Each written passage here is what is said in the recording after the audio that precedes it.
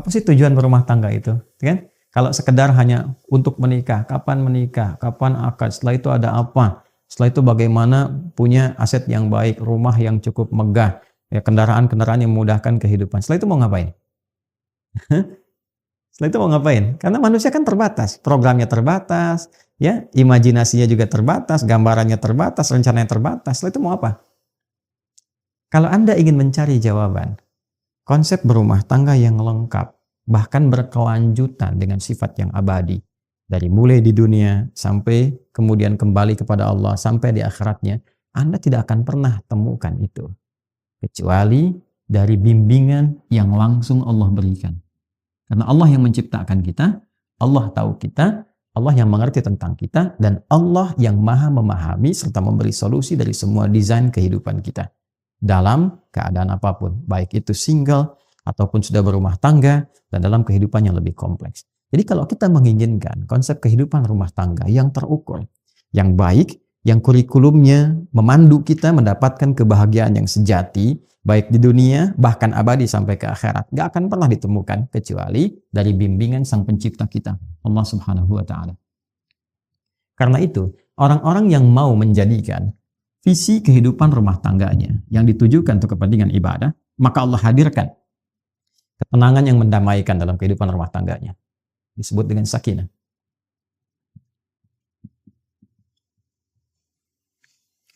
Dua, limpahan materi yang memberikan kenyamanan dalam kehidupan rumah tangga. Cinta dalam bentuk wujud materi. Diberikan kecukupan materi yang melapangkan dia beraktivitas dalam kehidupan rumah tangganya. Disebut dengan mawaddah.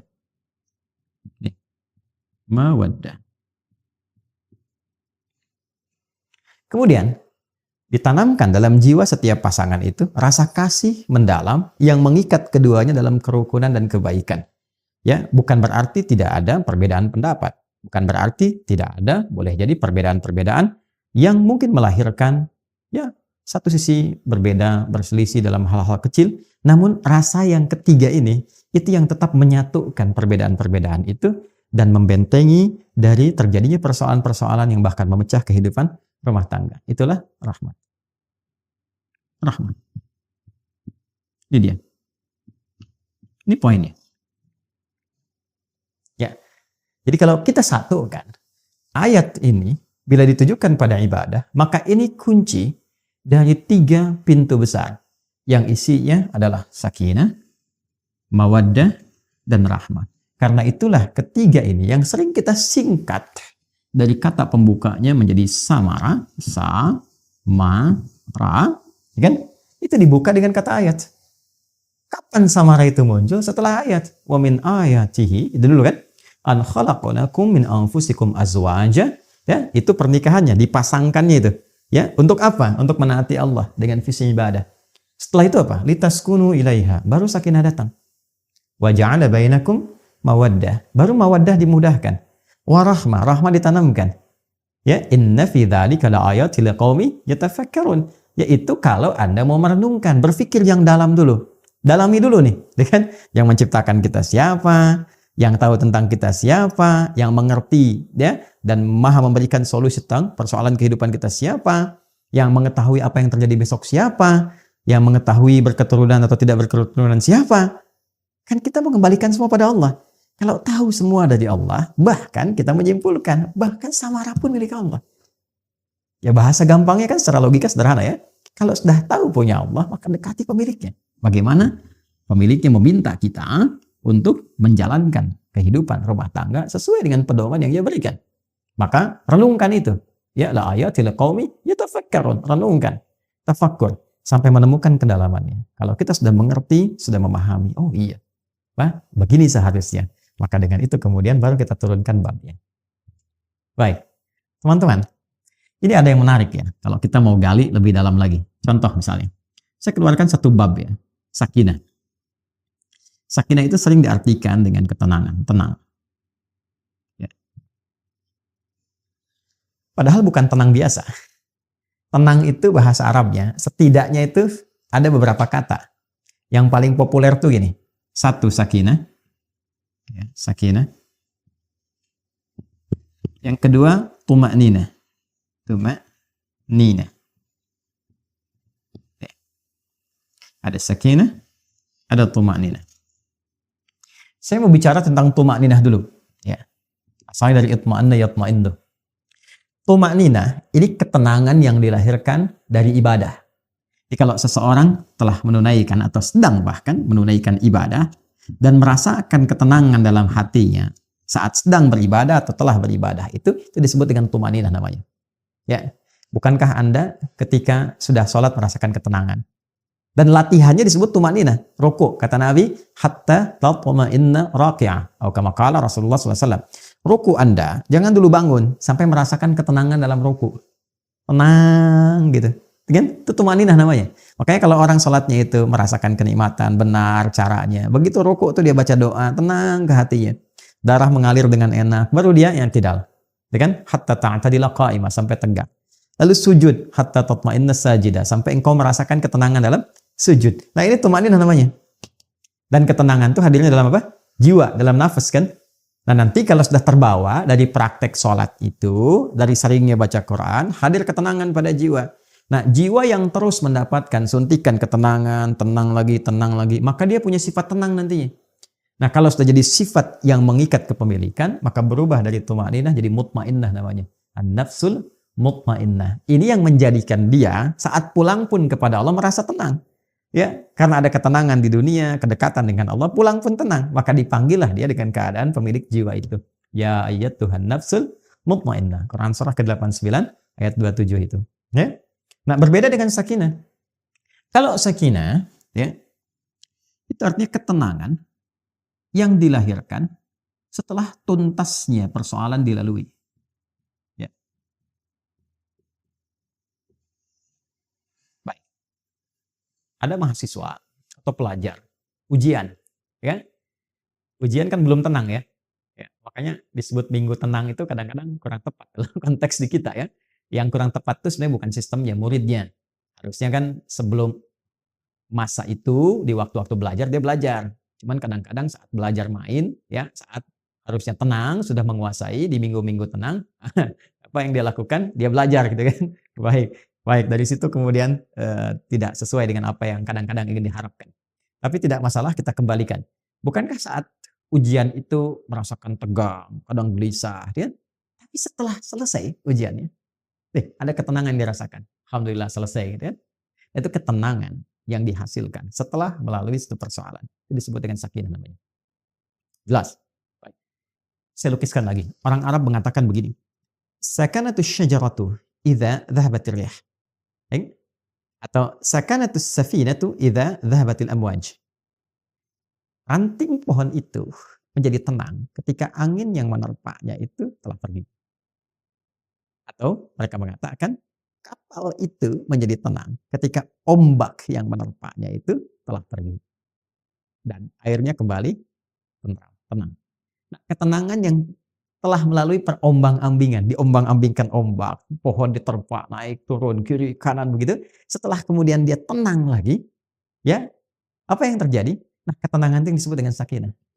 Dan biasanya kapal yang banyak diuji dengan gelombang, bahkan gelombang besar, dan dia melewati itu menjadikan kapalnya kualitasnya lebih kuat. Ya, lebih mudah menghadapi persoalan-persoalan atau bahkan gelombang-gelombang kecil setelahnya. Semakin besar, yang kecil lewat. Ya, demikian pohon. Semakin diterpa anginnya kencang, ya, dia goyang dan dia tertanam kuat, semakin kokoh akarnya. Jadi ketenangan itu bukan sekedar melahirkan ketenangan setelah gelombangnya lewat, tapi setelah itu melahirkan satu kemantapan yang dengan itu bisa mengatasi persoalan-persoalan kecil di kemudian hari atau siap untuk menghadapi tantangan besar di kemudian yang lainnya. Maka itu disebut dengan sakinah. Ketika kehidupan di rumah tangga, ini yang akan saya sampaikan, disebut dengan sakinah, memberikan pesan kepada kita bahwa bukan berarti di rumah tangga itu akan hampa dari persoalan. Akan selalu ditemukan persoalan. Ini cara memahaminya. Jadi kalau tidak dipelajari dulu ini nanti kaget. Bukan berarti nggak ada masalah. Rumah tangga itu pasti ada masalah. Ya, yang paling ideal kan rumah tangganya Rasulullah SAW. Tapi coba lihat, apakah dalam kehidupan rumah tangga Nabi tidak ada masalah? Jangan salah, banyak persoalan, ya kan? Tapi dengan persoalan itu turun panduan pada kita. turun ayat, turun hadis, mengatasi ini bagaimana. Ya, kalau salah persoalan pemahaman bagaimana, salah komunikasi bagaimana, meluruskan yang ini bagaimana. Kalau ingin cari teman cerita ke siapa, kalau mengadu belum ketemu suami istri ke siapa mengadunya, ada semuanya. Gitu. Dan pahami ketika Allah menitipkan satu persoalan dalam kehidupan rumah tangga, pada hakikatnya bukan ingin menjadikan kehidupan rumah tangganya bermasalah, tapi Allah ingin memberikan satu ketenangan, kedamaian, ya, yang dihasilkan setelah tuntas persoalan yang dimaksudkan. Makanya kehidupan rumah tangga kan kalau sudah masalahnya tuntas lebih tenang dari sebelumnya kan, ya, dan dahsyatnya lebih mengerti tentang sifat-sifat pasangan atau dalam keluarga. Setelah itu punya ilmu yang baru. Punya pengetahuan yang baru, masukan yang baru, ilmu yang baru untuk mengatasi tantangan berikutnya. Itu dasarnya. Tapi problemnya begini, bagaimana cara kita bisa mengatasi persoalan ini dengan mudah? Dan karena tidak sedikit masalah-masalah kecil di rumah tangga, ya kan, bisa menjadi besar dan menyebabkan persoalan serius ketika, maaf, seseorang tidak mengetahui cara menyelesaikannya. Yang ditampilkan kadang-kadang, ya, boleh jadi egonya. Yang ditampilkan kadang-kadang boleh jadi statusnya, bahkan juga hartanya, kedudukannya, dan sebagainya. Itu bukan solusi, teman-teman. Sepanjang ditampilkan kemampuan kemanusiaannya, maka sifat manusia selalu ingin bertahan dengan apa yang dimilikinya. Suami bicara A, istri bicara B. Ya, ayah bicara A, anak pun bicara B. Demikian seterusnya. Maka yang terbaik adalah kita mesti menanyakan kepada pengatur segalanya. Ini. Ya, maka ketika dikembalikan, sakinah itu kan sifat jiwa. Ya kan? Ketenangan itu kan sifat jiwa. Ingat, ketenangan itu bukan sifat fisik. Ya, pikiran itu biasa, ya. Pikiran itu bekerja terus, berpikir itu terus, nggak berhenti, berpikir. Apa yang memberikan kegelisahan dan ketenangan pada pikiran? Jiwa. Jadi perintahnya di sini semua, dalam jiwa kita. Kalau dia gelisah berarti dari nafsu, ya kan? Kalau dia tenang, nyaman berarti dari takwanya. Itu di jiwanya. Jadi pikiran itu normal saja. Dia beraktivitas. Seperti fisik pun diperintahkan. Fisik itu gimana perintah dari pikiran saja. Ya. Nah, apa yang memerintahkan pikiran dan mengisinya untuk mengarahkan apa yang harus dilakukan itu, maka itu dari jiwa. Maka itu saya sering katakan, jiwa yang tenang akan melahirkan pikiran yang cemerlang dan aktivitas yang membahagiakan. Itu poinnya. Boleh bikin status tuh. Ya. Nah, balik ke sini. Karena ketenangan sifat jiwa, yang punya jiwa siapa? Yang punya nafas siapa? Allah. Ya. Makanya sering kita katakan kan, ya, mengikuti doa Nabi sallallahu alaihi wasallam, ya muqallibal qulub, ya tsabbit qulubana ala dinik, ala iman. Hai Allah yang mengetahui keadaan hati kami, kan? Yang membolak-balikkan hati, yang memberikan kedamaian pada jiwa. Berikan kami kemantapan dalam jiwa kami untuk menaati ketentuanmu, untuk beriman kepadamu, untuk konsisten pada dinmu. Ini poinnya. Nah, sekarang bagaimana caranya kita bisa belajar untuk menenangkan jiwa sebelum menghadapi persoalannya? Ini poin besarnya. Jadi ada orang-orang tertentu yang Allah berikan ketenangan paripurna dalam jiwanya, sehingga ketika dihadapkan pada masalah itu, dia bisa menyaring persoalannya, menjadikannya lebih kecil. Dan yang paling dahsyat, jadi ringan masalahnya sebelum dihadapi. Bukan gak punya masalah. Boleh jadi masalah yang sama, bagi orang lain besar, bagi dia tinggal senyum selesai. Itu poinnya. Jadi bukan gak punya masalah. Masalah dia ada. Cuma dikecilkan oleh Allah kadarnya, sehingga dengan kelapangan hatinya, itu menjadi kecil.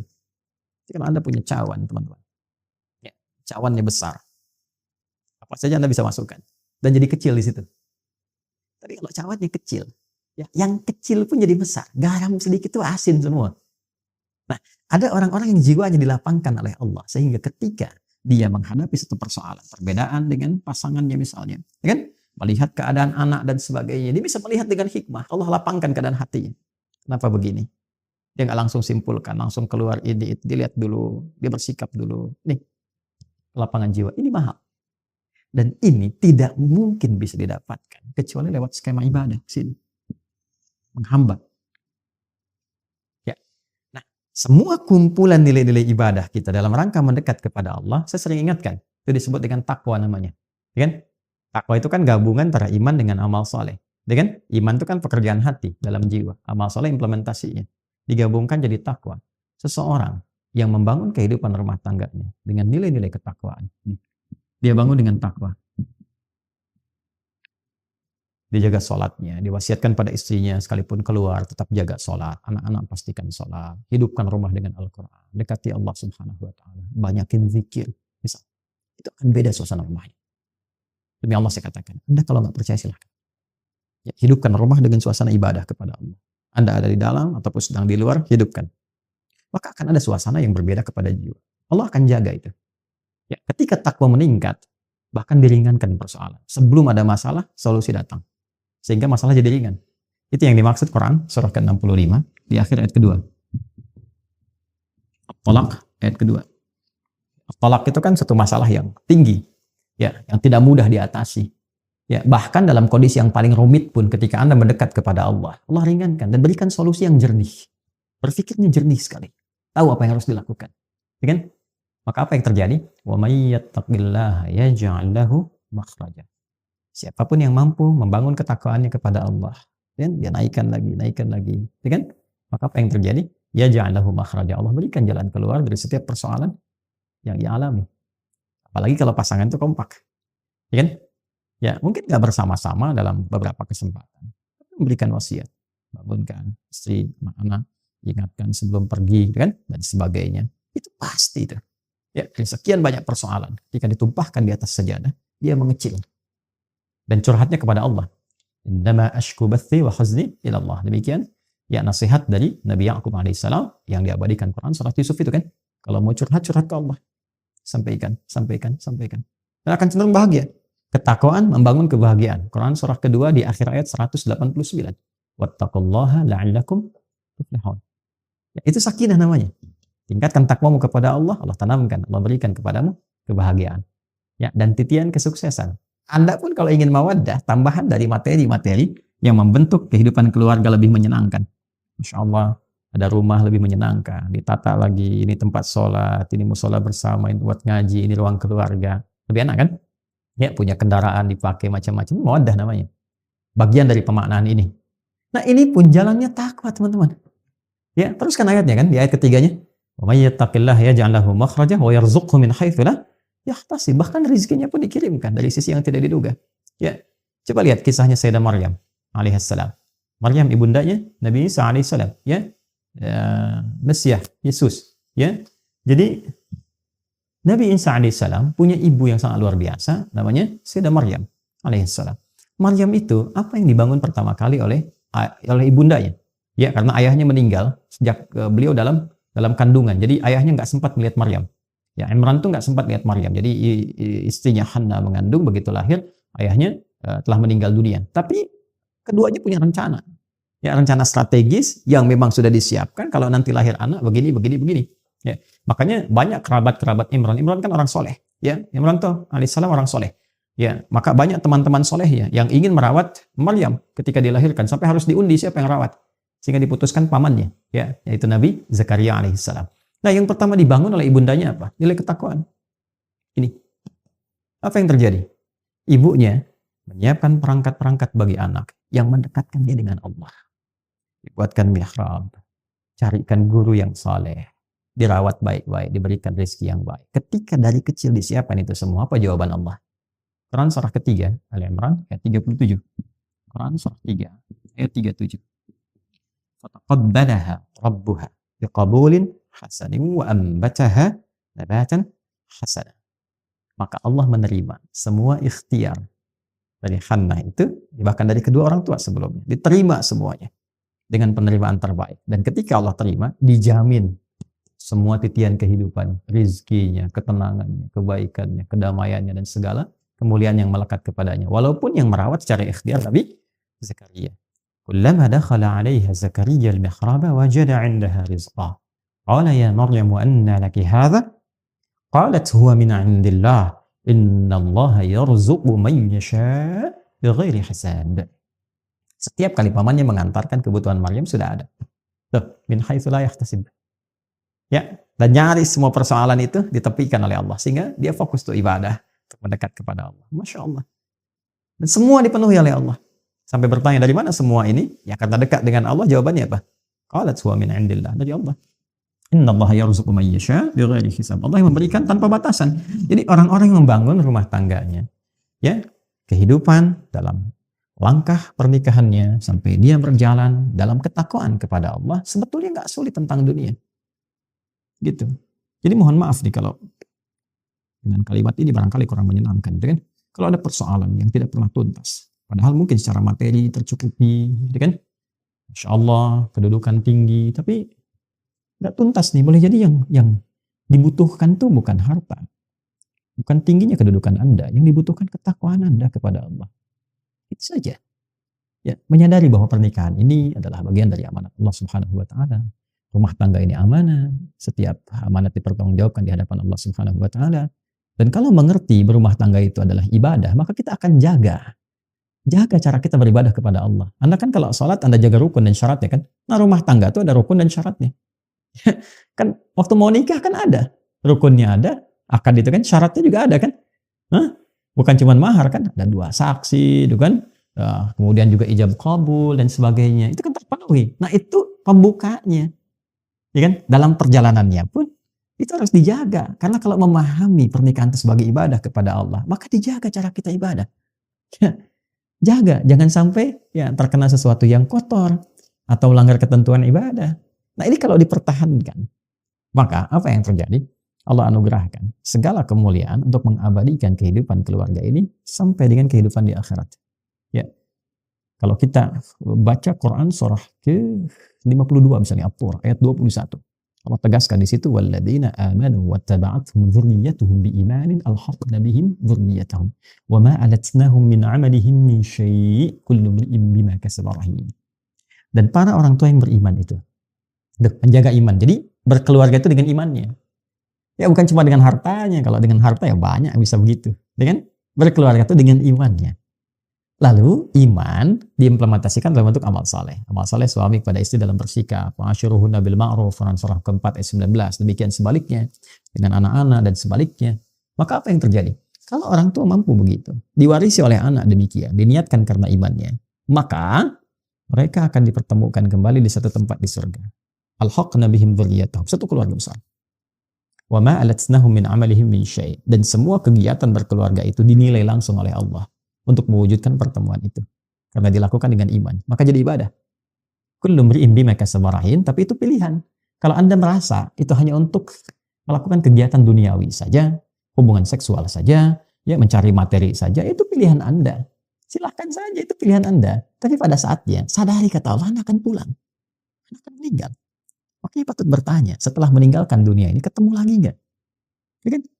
Satu masuk ke alam kubur, ya itu saja kan sudah nggak ada aksesnya, ya kan? Untuk bertemu kembali, paling dizarahi, balik lagi dan sebagainya. Nanti di akhirat ketemu lagi nggak? Itu poinnya. Nah, berbahagianya kita, Allah itu Tuhan kita yang Maha Esa, lengkap menyampaikan dalam Quran. Tidak ada satupun kitab suci di muka bumi ini yang menyampaikan runtutan kehidupan kita secara detil dan lengkap. Dan itu diminta bahkan oleh Allah langsung, silahkan riset. Silahkan pelajari.